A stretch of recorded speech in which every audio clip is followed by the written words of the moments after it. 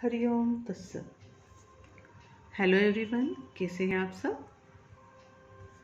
चलिए आज मैं आपसे एक मोटिवेशनल स्टोरी शेयर करती हूँ। मुझे बहुत पसंद आई। हो सकता है इससे आपको भी कुछ पता चले। यह स्टोरी है एक भेड़ की। एक भेड़ रहती है, उसका एक बेबी रहता है। उसको वो दूध पिलाती है और उसका पेट भरती है। थोड़े समय बाद उसको रियलाइज़ होता है कि उसका दूध उसके भेड़ के लिए काफ़ी नहीं है, उसके बच्चे के लिए काफ़ी नहीं है। तो वो सोचती चलो मैं इसे अब घास खाना सिखाती हूँ। तो वो उसे लेके जाती है लॉन में घास खिलाने के लिए। वहाँ उसकी तरह और भी छोटी छोटी बहुत सारी भेड़ रहती है जो घास खा रही होती है। ये बहुत कोशिश करता है, नहीं खा पाता। चबाता है और थूक देता है, चबाता है और थूक देता है। वो नहीं खा पाता। एक दिन, 2 दिन, 3 दिन, कई दिन हो जाते हैं पर वो घास खाना नहीं सीख पाता।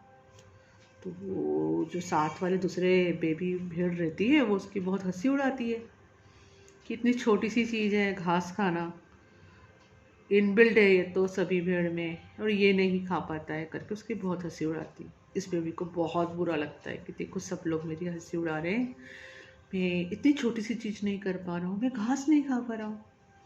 तो वो उदास रहने लगता है, अपसेट हो जाता है। अब उसकी माँ और परेशान होती है कि ये मेरा बेटा अभी तक घास खाना नहीं सीख पाया। अब वो क्या करती है, डॉक्टर के पास लेके जाती है। डॉक्टर कहते हैं इसके ना कुछ शायद ब्रेन में प्रॉब्लम है। नहीं तो बहुत छोटी सी चीज़ है और कुछ तो मुझे बीमारी नज़र नहीं आती, ज़रूर इसके ब्रेन में कुछ प्रॉब्लम है। अब वो बच्चा और भी उदास हो जाता है और अकेले अकेले रहने लगता है। अब कुछ दिनों बाद क्या होता है, उनके उस गांव में शेर आता है। अब हर भेड़ अपनी जान बचाने के लिए भागने लगती है, इधर उधर इधर उधर। और ये जो बेबी भेड़ रहता है ये भी भागता है, उसे पता है कि शेर आएगा मुझे खा जाएगा, मुझे अपनी जान बचानी, मुझे तो भागना है। पर कुछ ऐसा होता है कि वह शेर के सामने आ जाता है। शेर के सामने आके कांपने लगता है बहुत बुरी तरह से, डर जाता है कि अब ये मुझे खा जाएगा, ये शेर मुझे अब खा जाएगा। तो शेर उसको देखता है और मुस्कुराता है और बोलता है क्या हुआ तुम्हें। बोले तुम शेर हो और तुम मुझे खा जाओगे, तो मुझे डर लग रहा है, प्लीज़ मुझे मत खाओ। शेर फिर मुस्कुराता है और बोलता है मैं तुम्हें भला क्यों खाऊंगा। फिर से वो कहता है आप शेर हो, आप तो मुझे खा जाओगे, मैं तो बकरी हूँ और बकरी और भेड़ को तो शेर खाते ही हैं। तो वो फिर हंसता है, उसे क्या करता है, उसके कान को पकड़ के ले जाता है खींचते खींचते नदी के पास। और वहाँ उसको वो बोलता है देखो तुम्हें क्या दिखाई देता है। वो रिफ्लेक्शन देखता है अपना ध्यान से और फिर शेर को देखता है। शेर को उसने पहली बार देखा रहता है। शेर को देखता है, खुद को देखता है, पानी में देखता है। उसे रियलाइज़ होता है वो तो शेर है, वो कभी बकरी था ही नहीं। अब जब वो बकरी नहीं है, भेड़ नहीं है, तो वो घास कैसे खा सकता है।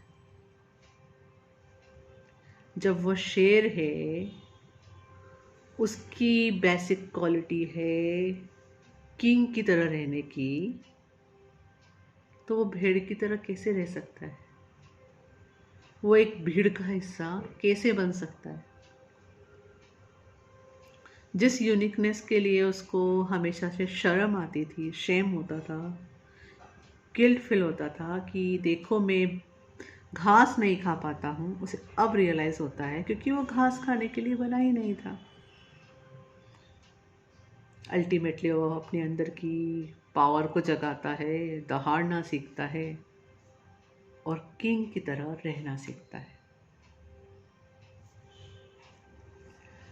आई होप ये स्टोरी किसी तरह आपकी हेल्प करे। जो मुझे समझ में आया था वो यह है कि हर एक पर्सन यूनिक है। और किसी को किसी की तरह बनने की ज़रूरत नहीं है। अगर हम खुद अपनी यूनिकनेस को एक्सेप्ट करें, उसे एप्रिशिएट करें और उसके अंदर की खूबसूरती को बाहर आने दें, तो हम हमारे लाइफ में एक शेर की तरह आगे बढ़ सकते हैं, जीत सकते हैं और खुश रह सकते हैं। हमें किसी को कॉपी करने की ज़रूरत नहीं है। हमें हमारे अंदर की यूनिकनेस देखने की आवश्यकता है। हमें अपने अंदर झांकने की आवश्यकता है, क्योंकि हर एक सोल का अपना एक अस्तित्व है। वो अपने ग्रोथ के लिए आई है, उसके अपने लेसन्स हैं। उसको दूसरों को कॉपी करने की ज़रूरत नहीं है। ऑफकोर्स जो चीज़ें सीखने को मिलती है वो सीखना है, आगे बढ़ना है, पर क्या लेना है और क्या नहीं लेना है ये हमें डिसाइड करना है।